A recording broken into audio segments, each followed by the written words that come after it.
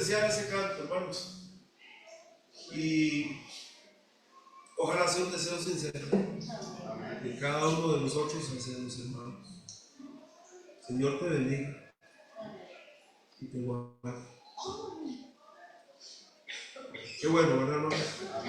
Así es. Bueno, muchas gracias, hermano.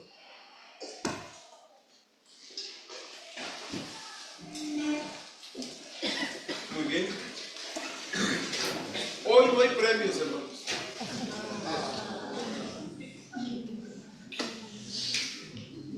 Hoy no hay premios. Y tenía varias preguntas hoy. Y yo decía, puede ser que hoy los patrocinadores se manifiesten. Y estuve muy equivocado, ¿verdad? Así que hoy no hay premios, pero igual puedo hacer las preguntas. ¿Ah? Y hacemos esto. Los que peguen las preguntas,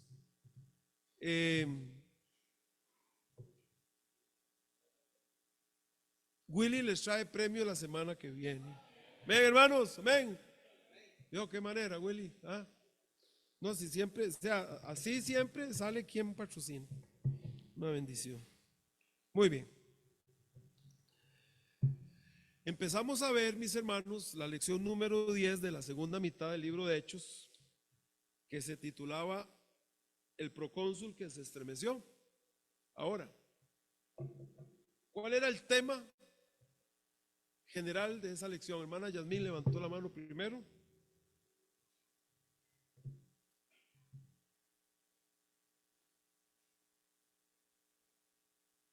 Ese es. Esa respuesta merece un milca grande. Amén, hermanos. Grande. De uno que es así, que parece un ladrillo. Amén. Willy, vaya apuntando ahí. Muy bien. Muy bueno, hermano. Vamos a hacer una cosa. Si para la semana que viene ya hay patrocinadores,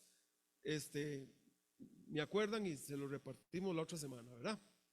Perfecto. Ese es aprender nosotros en el Señor, que Él nos ayude a desarrollar mansedumbre ante las situaciones que el Señor permite en nuestra vida, a veces injustas, porque Dios va a permitir que haya personas injustas que digan cosas de nosotros y que nos hagan aquí y allá, pero no podemos, hermanos, reaccionar en la carne. ¿Verdad que no, hermanos? ¿Verdad que no, hermanos? ¿Verdad que no, hermanos? Así es. Ahora, a ver si usted recuerda que vimos un salmo. ¿Cuál es el salmo que vimos, hermana Hazel? Salmo 37, ¿qué? Hermana Hazel. ¿Cuál es, hermana? Hermana Hazel. Ah, no sabe. Pues sí, pero había uno que era el clave, el versículo. Le vamos a ayudar a la hermana. A ver, Salmo 37, 7, ¿verdad? Muy importante. Donde nos dice que no debemos impacientarnos y que no debemos reaccionar en la carne ante la injusticia. ¿Qué es lo que Pablo está viviendo en toda esta lección? Es injusticia todo lo que está sucediendo en la vida de Pablo y todo lo que se está diciendo de él y todo lo que está pasando en la vida de él. Pero Dios lo permite, ¿verdad? Por alguna razón. Ahora, ¿cuál es la frase que define la vida de Pablo a partir de este momento hasta que termina? Coco, ya usted respondió. Don Fernando. Pablo el prisionero. Y de este momento en adelante Pablo fue un prisionero de Roma hasta el día en que él muere. Pablo no vuelve a conocer lo que es una libertad plena, nunca más. Qué injusto, ¿verdad, hermanos? ¿Verdad que sí? ¿Por qué tienen miedo, hermanos? Claro que está mal esto, una injusticia, pero Dios se lo permitió a él, ¿verdad? Y ahora voy a dar una pregunta más. A ver, vamos a hacer una recapitulación. Está la hermana Yasmín, está la hermana Hazel, está, ¿quién más? ¿Coco? ¿Coco no? Ah, entonces hermano Zárate. Entonces, hermano Zárate, ya llevamos 3 milcas grandes. Willy, 3 milcas grandes. Hay unos rellenos de caramelo con macadamia, esos son, pero Willy, anote ahí. Muy bien, ya está anotando Willy, así me gusta. Ahora, ustedes recuerdan, a ver si me puede mencionar a alguien la forma en que Dios en su providencia cuida al apóstol Pablo. Son varias, pero ya don Fernando contestó. Coco, deme una por lo menos. Deme uno. El sobrino es uno. Muy bien, Coco, ya se lo ganó, ¿vio? 4 milcas, don Fer, 4 milcas. Grandes. No es de así que son como de gracia. No le hizo gracia a Willy, hermano. Bueno, hagamos una quinta pregunta. Deme otra forma en que, hermana Irma, la escolta militar de 470 soldados. Dios gobierna en Egipto, hermanos, lo vimos. ¿Recuerdan con José? Solo para que recordemos la soberanía de Dios y su providencia. Dios gobierna en Egipto, Dios gobierna en Babilonia, vimos a Daniel, y Dios gobierna en Roma y Dios gobierna en todo lado, hermanos. Porque así es. Y no va a sucedernos nada que Dios no quiera que nos suceda. No importa cuánto odio haya a nuestro alrededor, a nosotros nos va a pasar lo que Dios permite. ¿Qué les parece? Estamos en las manos del Señor. Muy bien. Vamos a correr, hermanos, porque ya yo no puedo. Entonces son 5 milcas, ¿verdad? Muy bien. Son 5 milcas. Grandes. De macadamia rellenos. Valen como 3.500 cada uno, ¿verdad? Muy bien. Vamos a ver el punto número 3. El juicio. ¿Y esto qué? Ya se descargó. Esto se descargó ya. El juicio ante Félix.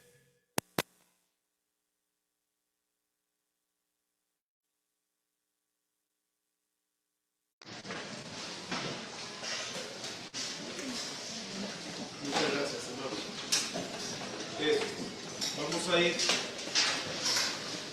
a Hechos 24. Este tampoco suena. Este no está sonando. Se descargan los micrófonos. Hay que ver la batería siempre. Bueno, voy a empezar a leerlo y vamos a ir ustedes siguiendo. Muy bien. 5 días después descendió el sumo sacerdote Ananías con algunos de los ancianos, cierto orador llamado Tértulo, y comparecieron ante el gobernador contra Pablo. Y cuando este fue llamado, Tértulo comenzó a acusarle, diciendo: como debido a ti gozamos de gran paz. Una pasada de brocha que da miedo, hermanos. Eso es. Como de ti gozamos de gran paz, y muchas cosas son bien gobernadas en el pueblo por tu prudencia. Oh, excelentísimo Félix, lo recibimos en todo tiempo y en todo lugar con toda gratitud. Pero por no molestarte más largamente, te ruego que nos oigas brevemente conforme a tu equidad. Sea bárbaro, hermanos. Porque hemos hallado que este hombre es una plaga. Hermanos, así se refirieron de Pablo. Una plaga, ¿qué dice? Este hombre es una plaga y un promotor de sediciones entre todos los judíos por todo el mundo, y cabecilla de la secta de los nazarenos. Intentó también profanar el templo, y prendiéndole quisimos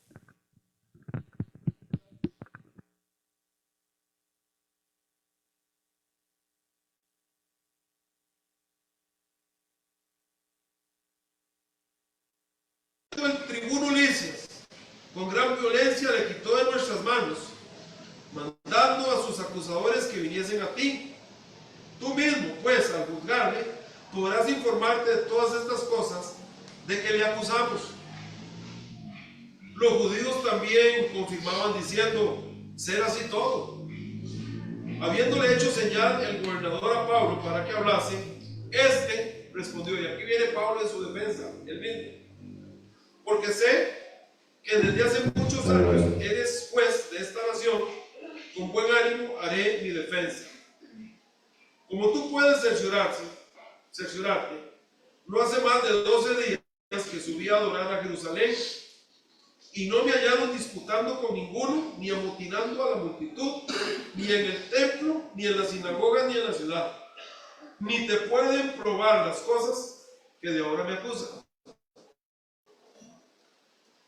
Pero esto te confieso, que según el camino que ellos llaman herejía, así sirvo al Dios de mis padres, creyendo todas las cosas que en la ley y en los profetas están escritas, teniendo esperanza en Dios, la cual ellos también abrigan, de que ha de haber resurrección de los muertos, así de justos como de injustos. Y por esto procuro tener siempre una conciencia sin ofensa ante Dios y ante los hombres. Pero pasados algunos años, vine a hacer limosnas de mi nación y presentar ofrendas. Estaba en ello cuando unos judíos de Asia me hallaron purificando en el templo, no con multitud ni con alboroto. Ellos deberían compadecer ante ti y acusarme si contra mí tienen algo. O digan estos mismos si hallaron de mí alguna cosa mal hecha cuando compadecí ante el concilio, a no ser que estando entre ellos prorrumpí en alta voz acerca de la resurrección de los muertos, soy juzgado hoy por vosotros. Entonces Félix, oídas estas cosas, estando bien informado de este camino, les aplazó diciendo, ¿eso qué significa? Que Félix conocía acerca del camino, dice. Félix, oídas estas cosas, estando bien informado de este camino, les aplazó diciendo, cuando descendiere al tribuno, Licias, acabaré de conocer de vuestro asunto. Y mandó al centurión de que custodiasen a Pablo para que se le concediese alguna libertad y que no impidiese a alguno de los suyos servirle o venir a él. Algunos días después, viniendo Félix con Drusila, su mujer, escuchen hermanos, que era judía, llamó a Pablo y le oyó acerca de la fe en Jesucristo. Pero al disertar Pablo acerca de la justicia, del dominio propio y del juicio venidero, ¿qué pasó con Félix? Ya no le gustó, dice. Félix se espantó y dijo, ahora vete, pero cuando tenga oportunidad te llamaré. Esperaba también con esto que Pablo le diera dinero para que le soltase, por lo cual muchas veces lo hacía venir y hablaba con él. Pero al cabo de 2 años recibió Félix por sucedor a Porcio Festo, y queriendo Félix congraciarse con los judíos, escuche, queriendo congraciarse con los judíos, ¿qué hizo? Dejó preso a Pablo, hermano. Vamos a orar. Te damos gracias, Señor, porque nos permite estar en tu casa y pedimos tu bendición para este momento de estudio bíblico. En el nombre de Jesús oramos. Amén. Gracias, mis hermanos.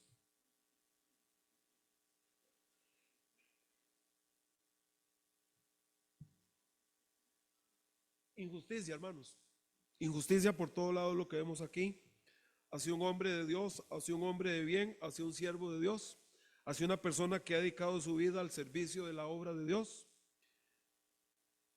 que ha sufrido por el evangelio, un hombre recto, un hombre santo, ¿verdad que sí, hermanos?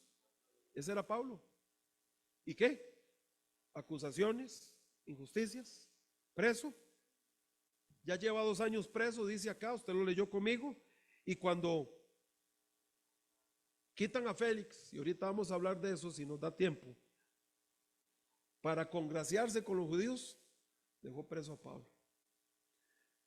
Ya llevaba 2 años preso, con algunas libertades de que no impidiese que alguno de los suyos viniera a servirle o a venir, dice, a venir con él. Muy injusto, ¿verdad, hermanos? ¿Cómo responderíamos nosotros a eso? ¿Nos enfadaríamos? Hay que ser sinceros. A mí me molestaría mucho. A ustedes no.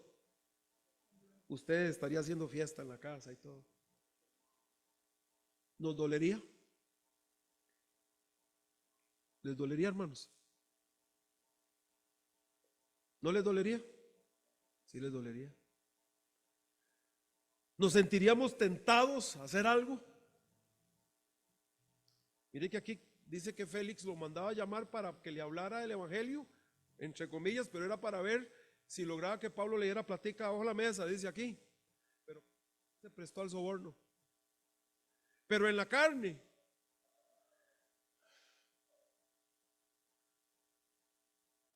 ¿cómo hubiéramos reaccionado si sabemos que con alguna platilla nos dejan salir? En una situación injusta empezaríamos a racionalizar el por qué el soborno sería algo bueno.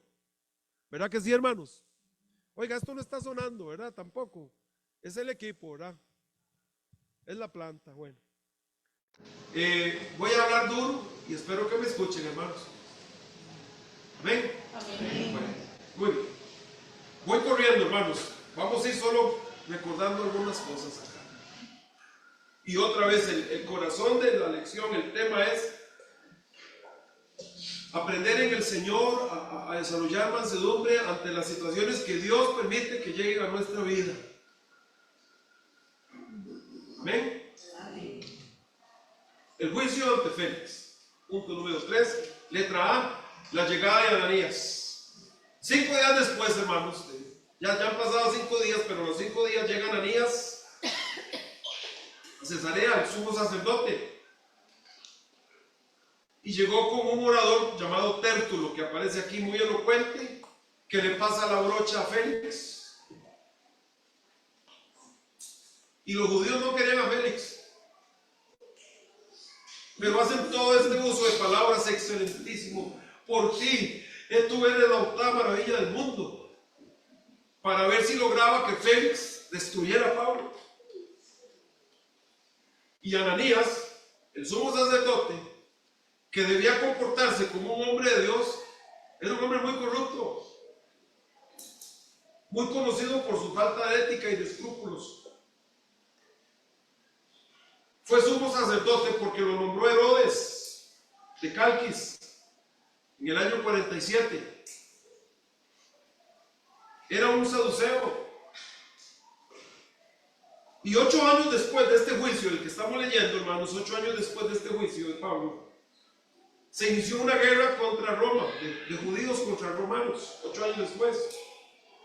Y uno de los primeros actos que hicieron los judíos, para que usted vea cómo se murieron entre ellos, fue matar a Ananías. Las primeras cosas que hicieron. ¿Por qué? Porque Ananías tenía una política muy a favor de Roma. De hecho, en el Talmud judío se refieren a Ananías como un gran glotón y un sinvergüenza. ¿Sí me oyen atrás? Bueno, es que voy a tratar, hermanos, porque si no me pongo muy rojo. Voy a tratar. Pero 5 días después llega este personaje. O sea, ¿cómo se confabularon entre todos ellos, aunque no se quisieran, en un frente común? ¿Cuál era la idea? Destruyamos a Pablo, despedacemos a este hombre, que lo maten, que lo quiten del camino. Este era la acusación. Punto B. La acusación. La acusación. Punto B. ¿Verdad? Aquí aparece Tértulo, que venía con Ananías, un orador elocuente. Y ya usted leyó conmigo. Yo quiero volver a leer, porque le pasa la brocha de una forma magistral, hermanos. Magistral. Y cuando este fue llamado, Tértulo comenzó a acusarle diciendo, escuche, él está hablando a Félix, que no lo querían, repito, los judíos no querían a Félix, pero era hipocresía. Como debido a ti gozamos de gran paz, y muchas cosas son bien gobernadas en el pueblo por tu prudencia. Oh, qué risa, hermanos. Excelentísimo Félix,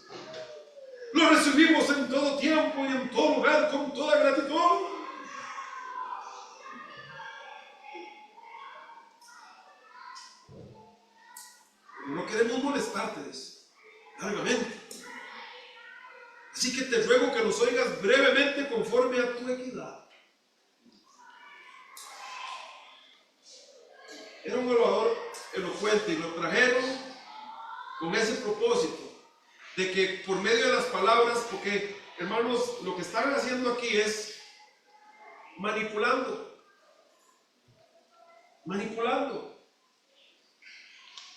No tienen pruebas, es injusto, pero están tratando de manipular la cosa para que destruyan a Pablo.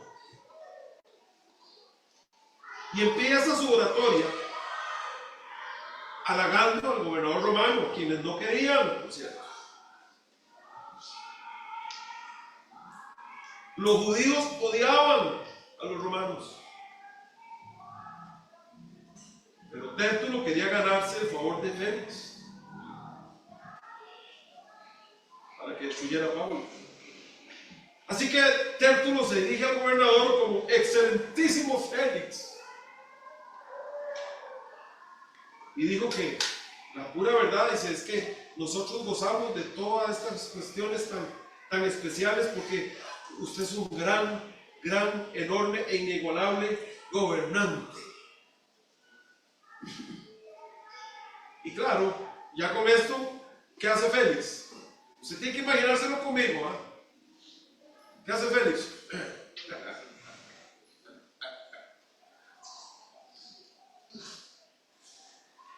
Y ya cuando suaviza la cosa, empieza Tértulo a describir a Pablo según ellos, no según Dios, según ellos. Y presenta un cuadro terrible de Pablo, hermanos. Lo llama una plaga, hermanos. Es increíble que alguien pueda acusar a un hombre como Pablo de una plaga. Un hombre entregado a Dios con amor por Cristo, hermanos. Eso va a pasar en la vida. Plaga.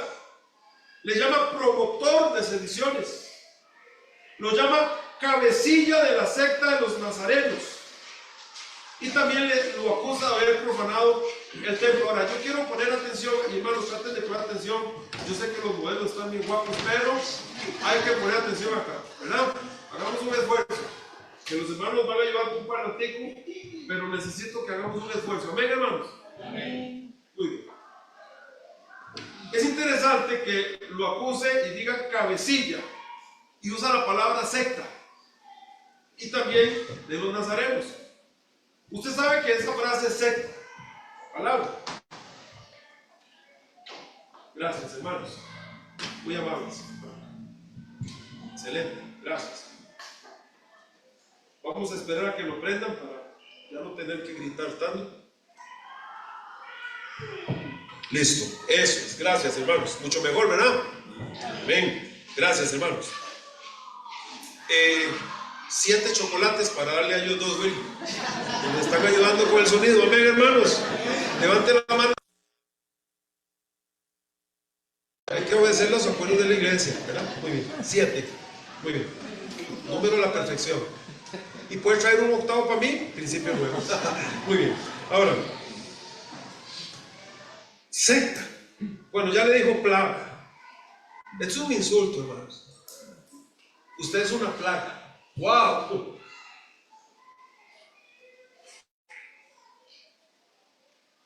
Esto es una injusticia, hermanos.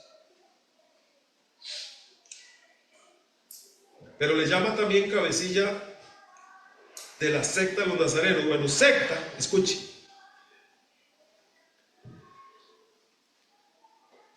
El término secta es elección.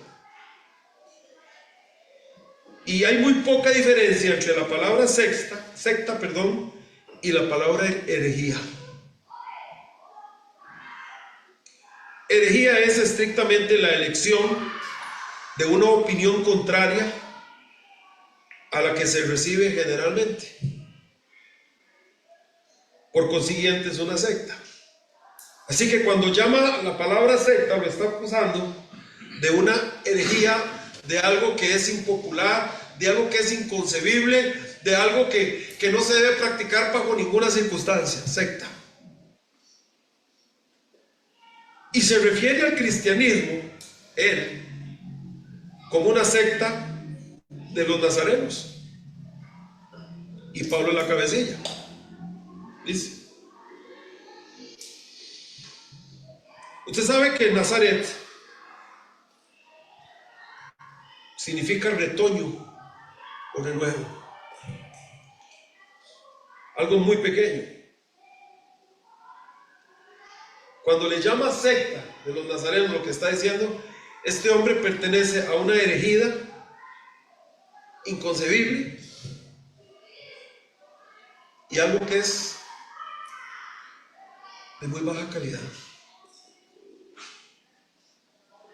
Por cierto, hermanos,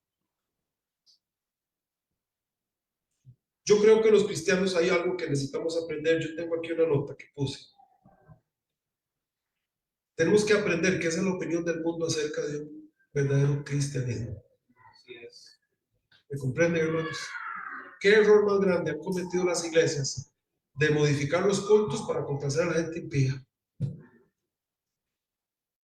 ¿En qué momento dejamos nosotros de alabar a Dios? Bueno, no nosotros, pero me refiero al cristiano en el mundo.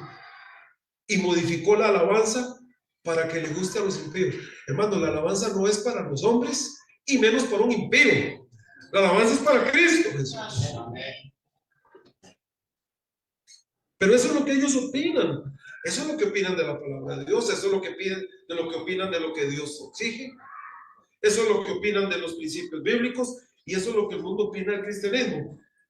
Es una locura. Y es algo insignificante, algo de tontos.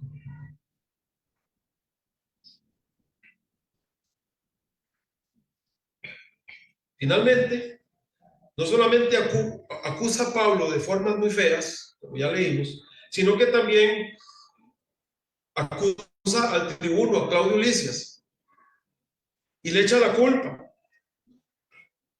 Busca cómo desacreditarlo y le echa la culpa y le dice, y prácticamente este hombre se nos escapó y no pudimos hacer lo correcto porque Claudio Lisias no nos dejó hacer lo correcto. Y recuerdan que Dios usó a Claudio Lisias para liberar a Pablo y sacarlo en la noche, ¿recuerdan? Ahora viene aquí la pregunta, ¿cuál sería nuestra reacción otra vez ante un discurso así? Quiero que imagine que usted está sentado, posiblemente encadenado, viene el sumo sacerdote, que se supone debía ser una persona espiritual, se supone, viene de un Tértulo y viene un grupo de judíos, y cada vez que Tértulo dice algo, todo el mundo hace, sí, así es, claro, dice que los judíos asentían, y usted está sentado ahí. ¿Cómo hubiéramos reaccionado, hermanos? El ejemplo de Pablo para nosotros sigue siendo invaluable, hermanos.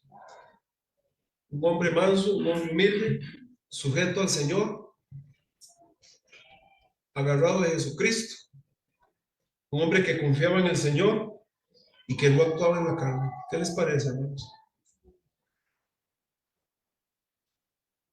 Por algo está esto aquí, hermanos. Yo les mencioné a algunos de ustedes. Es bueno ser fiel, ¿verdad que sí, hermanos? Es bueno servir al Señor. Pero tenemos que sacar algo de aquí. Y sé que es algo duro. El que usted y yo hayamos servido a Dios no significa que Dios tiene por qué darnos un trato diferente. Hay gente que cree que merece un trato diferente. Dios no puede tocarme a mí porque yo soy, hermanos, ¿y si vivimos? ¿Si morimos? ¿Somos de quién? Pablo podía estar diciendo, así me pagas, después de 3 viajes misioneros, después de que abrí iglesias en Tarso, en Filipos, después que he ganado asientos, después que he preparado un montón. ¿Se acuerdan en aquella escuela que los mandó por toda Asia? ¿Se acuerdan? Pablo podía haber expresado todo esto y posiblemente sería nuestra reacción también, hermano, porque no es fácil esto. Por eso vengo diciendo que necesitamos en Cristo desarrollar mansedumbre. Que Dios nos ayude, hermanos. porque van a venir cosas a la vida que el Señor permite y vamos a sentirnos, pero ¿por qué? ¿Por qué me haces? Mire aquel, ni viene a la iglesia y vea qué pura vida de va. Y es un canal y no le pasan estas cosas. Y esa es parte de nuestra reacción natural en este cuerpo, ¿verdad que sí, hermanos? ¿Verdad que sí? ¿O solo soy yo el malo aquí? Puro ángel aquí, puro serafín. Esa es nuestra reacción. Pero aquí el Señor nos pone esto y le voy a decir por qué. Ya hemos visto una iglesia que tomó la gran comisión en serio, que ha sufrido, pero que ha venido ganando al mundo para Cristo. Y que en un momento u otro, especialmente en la vida de Pablo, viene este golpe. Lo que nos está diciendo Dios es lo siguiente, hermanos. Es el mismo mensaje. Sigan y no paren. Amén. ¿Es fácil, hermanos? No. Pero Pablo en la cárcel dijo, en la epístola del gozo, todo lo puedo en Cristo que me fortalece. Es una realidad en la vida de él. La defensa, vamos corriendo, porque hoy necesitamos terminar esto. Vamos corriendo. La defensa, bueno, Pablo le toca el turno de defenderse y lo hace a sí mismo, como si fuera su propio abogado. Voy a mencionar algunas cosas. Estuvo calmado, se dirigió al gobernador en términos cordiales, dijo que estaba contento con la oportunidad que se le daban de contar al gobernador su versión. ¿Verdad que sí, hermanos? La cual era la versión verdadera. Dice, he sido falsamente acusado. Tértulo había dicho que Pablo era un promotor de decisiones entre los judíos, que estaba tratando de empezar una rebelión en Jerusalén. Y Pablo refutó esta acusación al hacer notar que ni siquiera había estado 2 semanas en Jerusalén como para poder hacer un plan de estos. Y entonces Pablo empieza a hablar de los hechos de su vida. ¿Cuáles son? Uno de los propósitos, hermanos, acuérdense de esto. Uno de los propósitos de un juicio es sacar a la luz los hechos en un caso, la verdad. Y así lo hizo Pablo. Le relata el trasfondo a Félix de su vida. Los judíos llaman herejía, dice Pablo. Pero yo lo que estoy haciendo, dice Pablo, es adorando al Dios de Abraham, de Isaac, de Jacob. Y Pablo le dice, sí, es cierto, yo creo en la resurrección de los muertos, como lo enseñan los profetas en el Antiguo Testamento, por cierto. Digo. Tértulo dijo que Pablo había profanado el templo, perdón. Y Pablo responde a esa acusación y dice, yo he estado en el templo purificando junto con otros judíos y les pueden preguntar a ellos. ¿Cuál era el punto de vista de Pablo o cuál era la situación del Pablo a contestar de esta forma? ¿Qué es lo que aprendemos? Un hombre manso, un hombre paciente, un hombre controlado por el Señor. Y a eso debemos apuntar todos aquí, hermanos. Que Dios nos dé esa clase de control en la vida. ¿Verdad que sí, hermanos? ¿Verdad que sí, iglesia? El fallo, punto B, el fallo. O sea, el veredicto, pues. Si Félix hubiera querido, hermanos, él pudo haber dejado libertad a Pablo. Él tiene la autoridad para eso. Pero los acusadores judíos de este grupo eran gente de la más alta en la nación judía. Gente muy generada, con mucho poder político e influencias. ¿Qué hizo Félix? Bueno, lo que hizo fue que decidió aplazar su decisión. Y entre tanto, como usted leyó conmigo, le concedió algunos tipos de libertades, tales como que sus amigos, familiares pudieran venir a visitarlo cuando quisieran. ¿Quién era uno que siempre estaba con Pablo? Lucas. Usted recuerda, hermanos, al final de Timoteo, donde le dice a Timoteo, procura venir pronto a verme, porque todos me han abandonado. Solo Lucas está conmigo. Ahora, hubieron otros que no lo abandonaron. Él dijo, a fulano lo envía allá, al otro allá, a la obra. Pero con el tiempo los amigos no fueron tan amigos.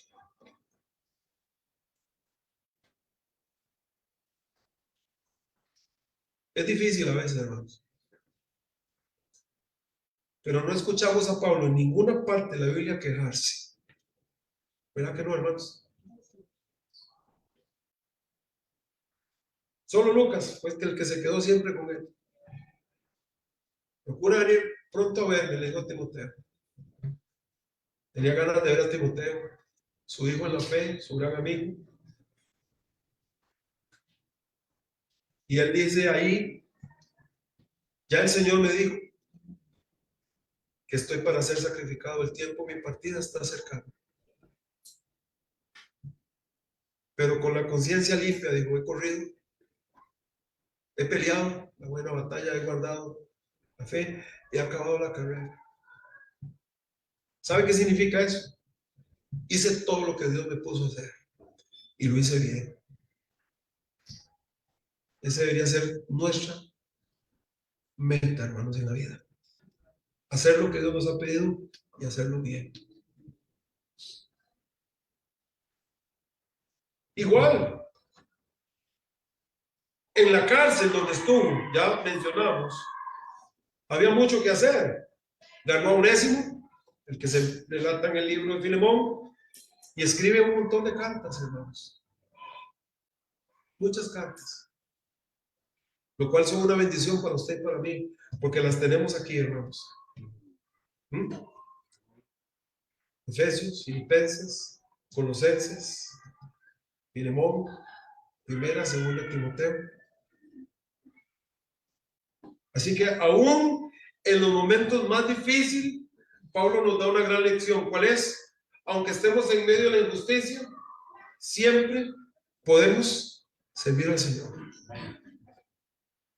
¿Verdad que sí, hermanos? Punto E, la detención por 2 años. Félix mostró cierto interés en el cristianismo. Unos días después de la audiencia, que ya leímos, porque no puedo volver a leer los versículos, Pablo fue llevado nuevamente ante Félix con una razón. Félix quería que Pablo le explicara un poco más la fe. ¿Qué dice? La fe en Cristo. Y fue la ocasión perfecta para que Pablo le diera a Félix y a su esposa, Drusila, el testimonio del Evangelio, y lo hizo. Ahora, Drusila era judía. Por esa razón es que Félix tenía conocimientos de algunas cosas, como dice acá la escritura. Dice, este conocía bien de esto y de esto. Su esposa era judía. Y cuando vea, hermanos, la cuestión y el temple cristiano es maravilloso. Pablo pudo haber barbeado, como decimos en Costa Rica, ¿verdad? Pudo haber pasado la brocha a Félix. Pudo haberle dado un evangelio light para no ofenderlo y ganar su beneplácito y que me dejara libre. Pero simple y sencillamente le habló la verdad. Pablo le habló acerca de la justicia, dice aquí. Le habló acerca del dominio propio y del juicio venidero. ¿Verdad que sí? Pero al disertar Pablo, versículo 25, acerca de la justicia, del dominio propio y del juicio venidero, Félix se espantó y dijo, ahora vete, pero cuando tenga oportunidad te llamaré. Pablo pudo haber comprometido el mensaje y haberse convertido en un cristiano light y en un predicador light para que Félix no se enoje más. No significa que lo ofendió, me refiero, no significa que le faltó el respeto, simple y sencillamente Pablo contó lo que la palabra de Dios dice. ¿Y usted sabe por qué le habló de la justicia, el dominio propio, el juicio venidero? Le voy a decir por qué. Félix y Drusila no tenían justicia. Félix se había divorciado 2 veces y había persuadido a Drusila a los 16 años para que ella dejara al esposo que tenía, el rey de Mesa, y pasara a ser su tercera esposa. Y la convenció. Por supuesto que cuando le hablaron de la justicia y del dominio propio no le gustó. Y por supuesto no les gustó acerca del juicio venidero. ¿Por qué? Porque venía el juicio a sus vidas por la vida que llevaban. Estoy seguro, hermanos, cuando la Biblia menciona estas 3 cosas de las que Pablo les disertó, les habló con toda profundidad, porque él lo mandaba a llamar. Pablo les